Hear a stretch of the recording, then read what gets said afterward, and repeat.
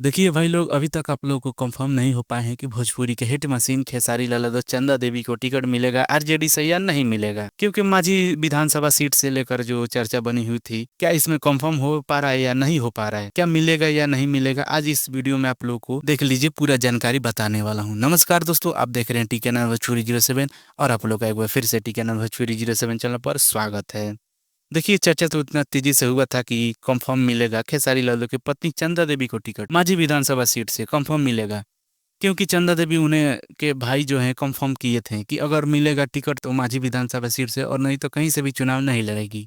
यानी आप लोग समझ जाइए कि खेसारी लाल की पत्नी चंदा देवी को इतना जरूर था कि अगर वह चुनाव लड़ती है तो मांझी विधानसभा सीट से, नहीं तो कहीं से भी नहीं लड़ेगी।